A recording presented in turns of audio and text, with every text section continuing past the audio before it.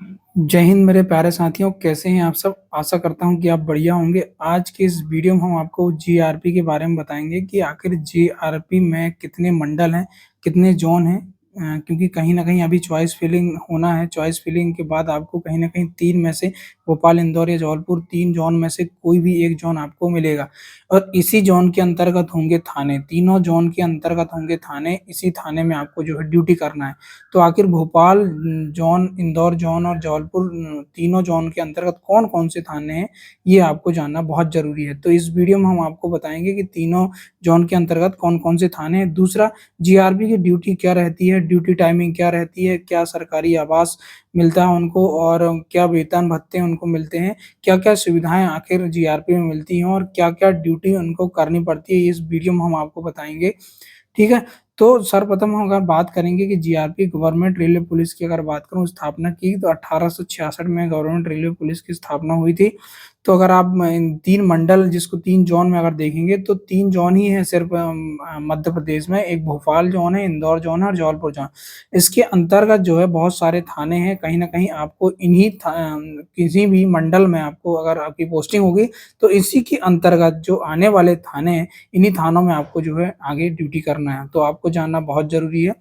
तो आगे वीडियो में अगर देखेंगे, तो देखो हम अगर भोपाल भोपाल मंडल के अंतर्गत अगर थाने की बात करूँ, देखो ये थाने में आपको ड्यूटी करनी होगी। अगर आप भोपाल मंडल के अगर अंदर आपकी पोस्टिंग हो रही है, तो आपको इन्हीं थानों के अंतर्गत ड्यूटी करनी होगी। आप देख लें भोपाल, हबीबगंज, इटारसी, बीना, आमला, खंडवा, ग्वालियर बीजी और ग्वालियर एनजी और विदिशा। ये जो है भोपाल मंडल, भोपाल ज़ोन के अंतर्गत जो है ये थाने आते हैं। इन्हीं थानों के अंतर्गत आपको जो है ड्यूटी करनी होगी।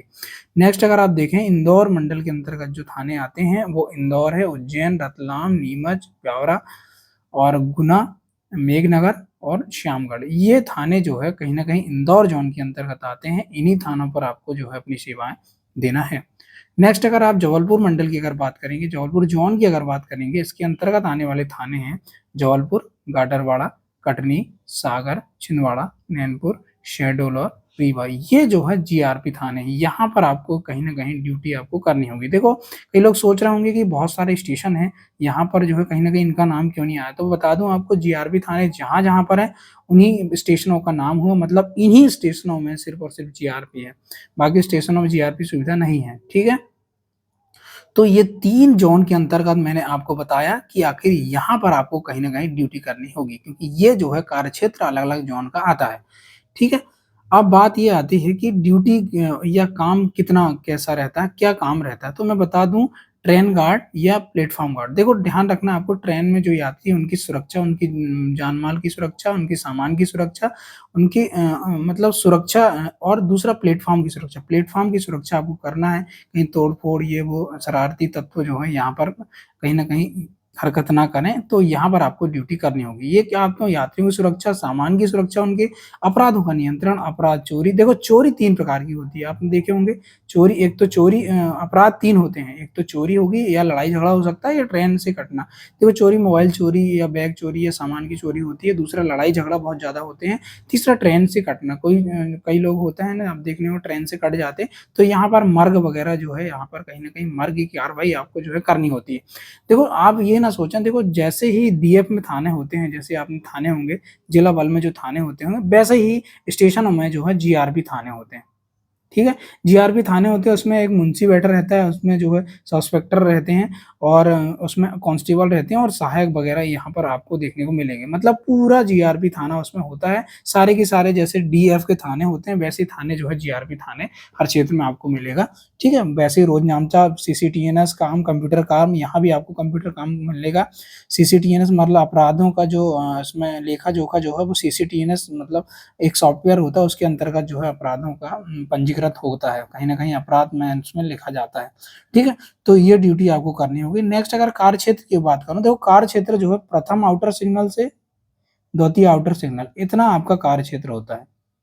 ये जो आपका कार्यक्षेत्र होता है, इसके बाहर आपका कार्यक्षेत्र नहीं होता, ठीक है? इसे बाहर का कार्यक्षेत्र जो है, कहीं न कहीं पुलिस थाने, जो भी संबंधित पुलिस थाने, उनका काम होता है। मतलब इस कार्यक्षेत्र में जो भी अपराध हुआ है, जो भी आपको चोरी, लूट, डकैती या आपका किसी व्यक्ति का कटना या जानवरों का कटना, ये सब जो है मर्ग वगैरह करना, ये जो है जीआरपी का कार्यक्षेत्र है, ठीक है? इसके बाहर जो है जो संबंधित थाना पुलिस जो होती है, डीएफ जिला बल रहता है, वो काम करता है। तो देखें अपन प्लेटफॉर्म प्रथम आउटर सिग्नल से द्वितीय आउटर सिग्नल तक अपराधों का नियंत्रण एवं संपत्ति की सुरक्षा। तो ये जो है आपको कहीं न कहीं जीआरपी थाने के अंतर्गत ये आपको जो है ड्यूटी करनी होगी, ठीक है? नेक्स्ट अगर हम बात करेंगे तो ड्यूटी टाइमिंग, देखो ड्यूटी टाइमिंग की अगर बात करूँ तो 12 घंटे जो है ड्यूटी टाइमिंग रहती है आपकी। 1 हफ्ते आपका जो दिन में ड्यूटी रहती है, 1 हफ्ते आपकी नाइट में ड्यूटी रहती है। जब प्लेटफ़ॉर्म देखो ड्यूटी की अगर बात करूँ, देखो आराम ड्यूटी बहुत आरामदायक ड्यूटी है आपकी, आराम ही आराम रहता है। आराम देखो इसलिए बोल रहा हूँ क्योंकि जब स्टेशन में ट्रेन आने का टाइमिंग होता है तभी आपकी ड्यूटी चालू होगी, बाकी ये तो आराम करते ही रहते हैं। मतलब प्लेटफ़ॉर्म पर जैसे ही अब ट्रेन आती है, तभी आपको जो है यहाँ पर ड्यूटी करनी होती है, क्योंकि कहीं न कहीं यात्रियों की सुरक्षा और यहाँ पर जो है कहीं न कहीं चोरी और दुनिया भर की घटनाएँ ना हो, तो आपको यहाँ पर जो है ड्यूटी करनी होती है। बाकी तो आप आराम करते ही रहते हैं क्योंकि वहाँ जीआरपी थाने होते हैं, आराम आपको मिल जाता है। देखो बात करें तो पीएचक्यू पुलिस मुख्यालय जो होता है पीएचक्यू, इसमें ही एक शाखा होती है आरएचक्यू, रेलवे हेडक्वार्टर। ये रेलवे हेडक्वार्टर के अंतर्गत आप काम करते हैं। 3 सुपरिटेंडेंट ऑफ पुलिस रहते हैं। देखो सुपरिटेंडेंट ऑफ रेलवे पुलिस जो एसआरपी जो रहते हैं इंदौर, भोपाल और जबलपुर, 3 एसपी जो है इसमें सुपरिटेंडेंट ऑफ रेलवे पुलिस में रहते हैं।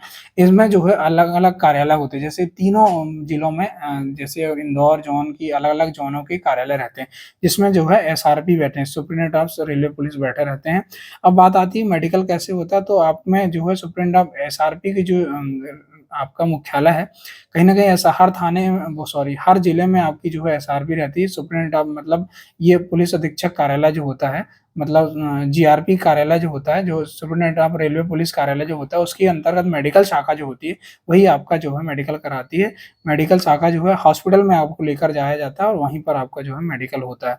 अब बात छुट्टी की बात करूँ, जैसे जिला बल और आपका रेडियो या आपका एसएएफ में जो छुट्टी होती है 16 सीएल, 15 एसपीएल और 30 सीएल, ये ऐसी 61 छुट्टियाँ आपको इसमें भी मिलती हैं, 61 छुट्टी आपको इसमें मिलती है, ठीक है? वेतन की बात करूँ तो वेतन में ऐसी कोई अलग से अलाउंसेस वगैरह नहीं आपको मिलते, सेम वेतन आपको यहाँ पर देखने को मिलेंगे। ठीक है? जो जिला पुलिस बल में रहता है, वैसे ही आपको वेतन छुट्टी का लाभ मिलता है, अलग से आपको कोई सुविधा तो सरकारी आवास की सुविधाएँ यहाँ पर आपको मिलती है, बहुत बेहतरीन सरकारी आवास आपको यहाँ पर मिलेंगे।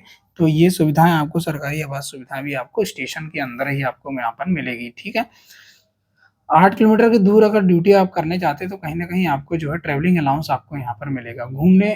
ट्रेन से घूमना सहपरिवार फ्री, ये दिमाग में चलता होगा कि अब हम जीआरपी में हो गए तो कहीं न कहीं हमारे सहपरिवार या हमारे जो भी फैमिली मेंबर हैं, उनको जो है रेलवे में यात्रा करना फ्री रहता है। तो ये फ्री ऑफ कॉस्ट नहीं रहता, आपको यहाँ पर पेमेंट करनी होती है।